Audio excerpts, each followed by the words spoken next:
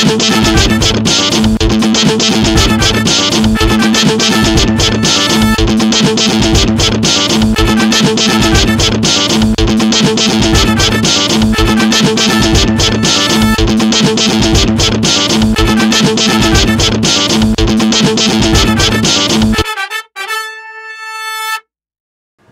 I'm Paul, and welcome to Movie Mondays here on Sofa.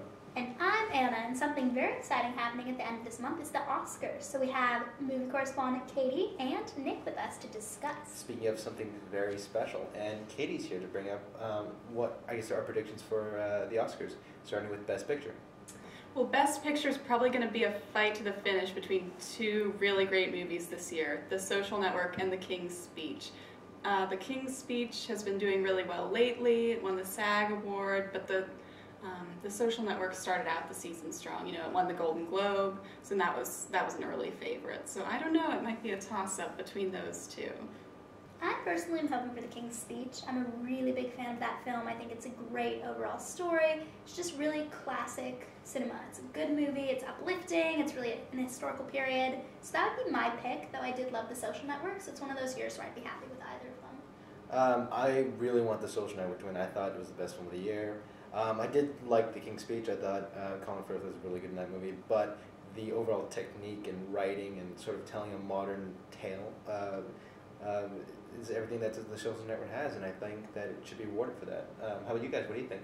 I'm going for The King's Speech. I thought it was the best overall story told this year. It was really funny. It had some really poignant moments. It was a great historical piece, but also very relatable too. And the Social Network just didn't. I wasn't as satisfied with it. The ending just didn't get me in the same way that The King's Speech did. So I'm going for the King's Speech.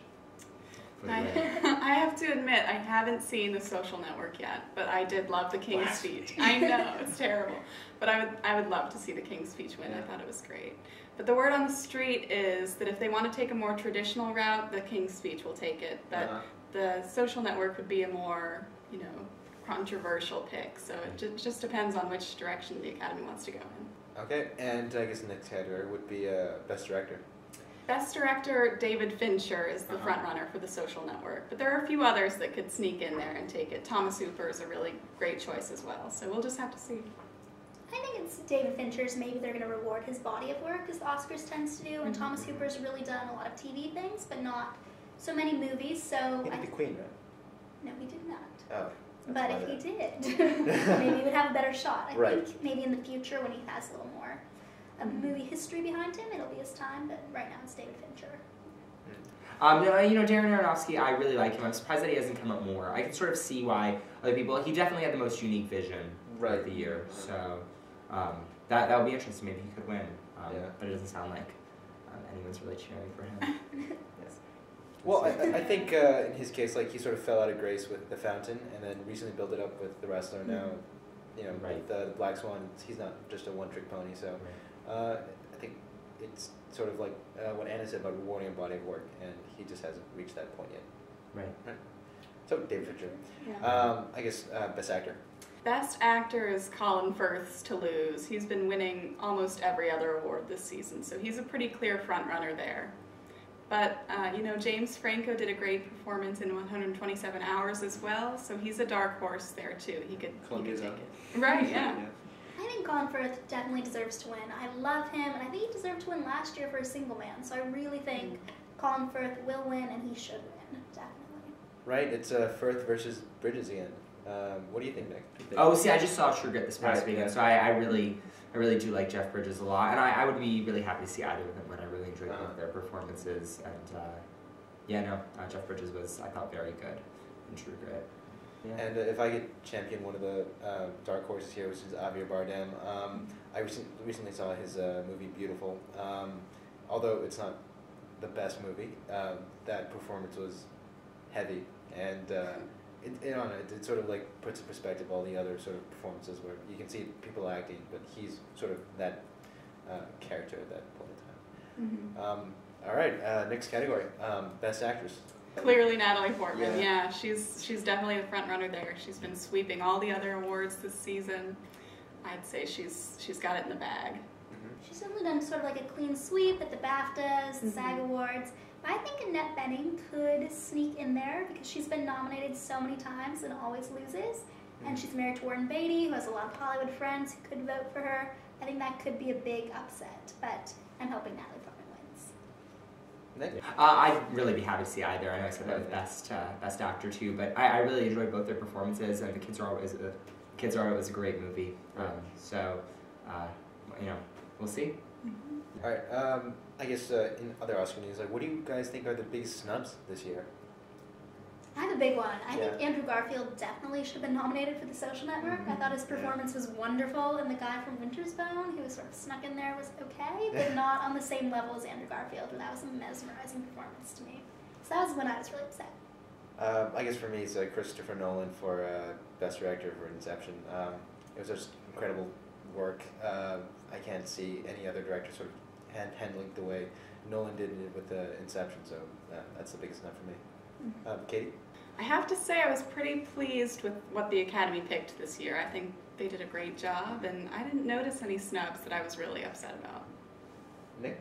I have one snub I was really happy with, and one I was, mad about. And the one I was happy with was I was glad that The Town didn't make it into the Best Picture nominee list. A lot of people were hoping it would, and I was really happy it didn't, because I think there's much better movies on there. The one I was really sad that didn't make it on there was The Ghostwriter, which it came out this past year. It was out in February, though, I think. So I think most people have forgotten about it by now. But not Darren Aronofsky, Roman Polanski is a fantastic director, and he just plays games with his audience that are on a completely different level than any of the other directors working, or most of the other ones working today. So I was really sad that that one didn't get nominated, but I guess it's just so far back, and plus personal things with Roman Polanski and his life tend to get in the way of people wanting to nominate him for awards. So, but yeah, I was sad about that. Yeah.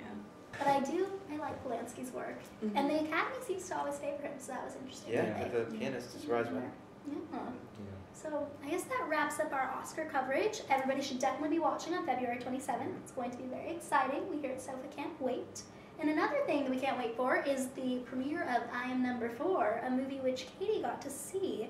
And it stars Alex Pettyfer, who I really like as an up-and-coming actor, and Diana Agron from Glee fame as Queen of the Bray. So what did you think, Katie? I saw I Am Number 4 last week. It's about 9 aliens who come to Earth, and they look like humans, so they're able to blend in. But there's another group of evil aliens who are after them, and they're coming to Earth to invade. So 3 of the good aliens are already dead, so it's up to number 4 to kind of stop this group of bad aliens. But he's still trying to blend in at high school and have a normal life as well. So it's kind of a mix of teen romance and action, and I'm not sure it totally pulls it off. It's not seamless, but it was entertaining. I enjoyed it, and I think the audience that it's going for will really love it. I guess for our viewers and for me who aren't really familiar, what's the difference between I'm Number 4 and, say, Twilight? Another one where they're good and bad and teen romance and action. Right. But it's in the same genre, I think, that supernatural thriller with romance, So fans of Twilight will probably really like it, I would say. Oh, okay. All right. Well, I'm looking forward to seeing it. I like trashy teen movies, and I think this one will fit the bill. All right. But in other news, not trash, but great movies. Nick, I heard you got to see A Better World, which is a Scandinavian movie. So I got the privilege of seeing In a Better World, which is up for Best Foreign Film this year. It's from Denmark. And I already have a weakness for Scandinavian cinema, so I was already going in expecting to like it more than other movies. But I have to say it was a fantastic movie. It's about these 2 young boys who are wrestling with, in a world in which people are assholes. How do you respond? Do you react violently against them, or do you sort of let it go, and how does that affect your very existence? It was handling very deep stuff, but at the same time it was sad, it had some funny moments, it felt very poignant, and the ending was great, and I really do recommend it. It comes out in March, and I'm really rooting for it for Best Foreign Film. I haven't seen any of the others, but so I can't really speak as to whether it's the best out of all of them, but I really hope Susan Bier wins for it, and yeah, definitely recommend. Great. And that's one definitely to watch out for. Oscar time. Yeah. I guess that wraps up Movie Mondays here on SOFA. I'm Paul. And I'm Anna. Thank you for watching. Good night. Night.